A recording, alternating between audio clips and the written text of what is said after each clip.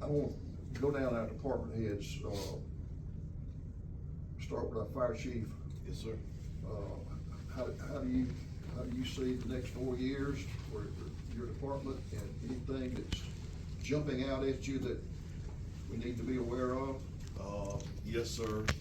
We've been able to do some really good things. I thank y'all so much. I'm very, very proud. The number of Class 3 fire departments in the state is small, the country is small. However, and it goes hand in hand with expansion and more things, especially like you talked about the possibility of a second station on the east side of town, with the apartments out there and the sausage out there, Saints Hall, assorted other things going out that way. There's gonna come a time where we will have to have a second station out there. As far as our ISO rating, right now manpower is probably where we're stretched the thinnest, where the most available points to be. What I'm saying is, with the expansion, it's gonna be tough to keep that 3. Yeah. And it's on a 5-year thing. At one point in time, there were consultants who would come in, work, used to be ISO reps and stuff like that, and they would see what your projections were, where it was going, and give you a plan to operate on. I've not been able to find that anymore. Now they want to, when your grading time comes around, they will make you a list of have-tos, recommendations to work towards, and supposedly will pause the rating to give you an X amount of time to meet that criteria before the rating is changed. Right. I would love to have a consultant if that was still in availability, but I have not been able to find one yet to tell us what, because we were graded, the Connecticut was not up and running, so it is not listed in our coverage at this time. So manpower and equipment, long term, right now we're doing really well, and I appreciate it. There is an issue with wages. Public safety, I don't want to say got into a bidding war over the last few years, but it's almost like that. Yeah. And so we'll have to stay competitive with that. And I've got some numbers I'm working on. I need to talk to you guys about, and I think Chief Hudson does too. But right now it's so much better than it has been in the past. I thank y'all very much. And if anybody has any questions, about how we do things or whatever, this ISO rate breaks down. It is unbelievable. I think Mr. Nix I gave you the breakdown of it. If you want to go through and look, it's vast, but I'd be more than happy to show it to you. Well, we've done a lot to the fire station and equipment, and it's just where the firefighters have to stay and live basically several days of the week or whatever, and at night. They have a decent place now. It's so much better. Before it was almost like being in a submarine. Yeah. 6 guys in one bedroom, literally. Yeah. And but we get compliments from people, not even know who they are, passing through the station. Well, changing the outside of the building to me was a big step. All the inside's great. Oh yeah. But now it looks like a fire department. It really does. A garage. Yeah. We get a lot of compliments on it, and it's so much better. We thank y'all very, very much. The guys that spend the night up there, I don't anymore, but for 30 years I did.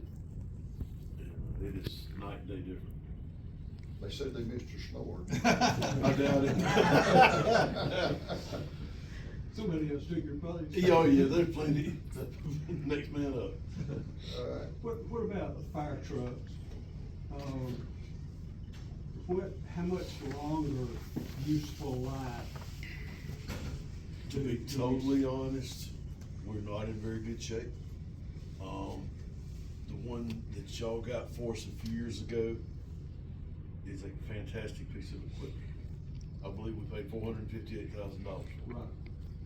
That same truck right now will cost you $1.2 billion in 5 years. So that we're is looking insane. at how long do we have before we have to seriously consider? We are operating with that truck The next one, and then there's, you know, stipulation, or not stipulation, but footnote here. It's actually a 96 model, but it has been completely redone. Well, but the fact refurbed, the motor's been rebuilt, the pump's been rebuilt. It's essentially an 8-year-old truck instead of a 30-year-old truck. The next one is a 2000. It is not a custom pumper, it's an international, which is one like you get a fire truck on it, you get a garbage truck on it, you can get a fertilizer spreader. You know, you buy the cab and the chassis, and then you put whatever. It is a 2000 model, and it's had a lot of work done, and it gets the vast majority of maintenance dollars spent on it because it just doesn't. And then the smaller truck that we run, we call it brush truck, wrecks and that sort of thing. It's top notch. I mean, it is. It's definitely the ladder truck is. It's on its last leg. I've began looking into making some contacts about possibly getting a grant for one. The people I've talked to think that we probably should have a pretty good chance because we got mutual aid with Opt and Sanford and Hopewell, you know, the surrounding areas. We currently has the only ladder truck in Governor County.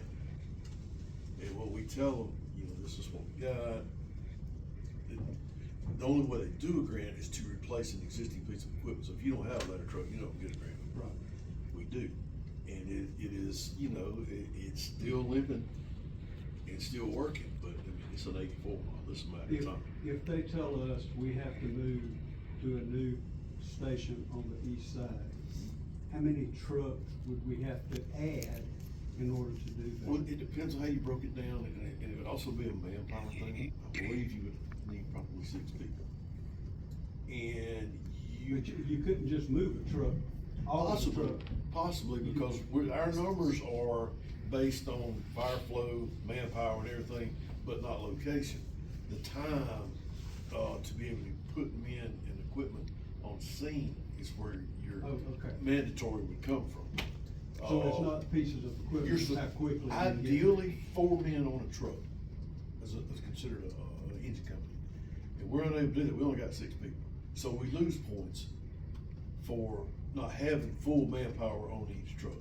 Right. But we gain points for having the equipment that is, you know, all the service records, everything passes every test it's supposed to do. Right. They're well maintained. But with any kind of piece of equipment, when it's 25, 30 years old, you know, it's inevitable, it's going to.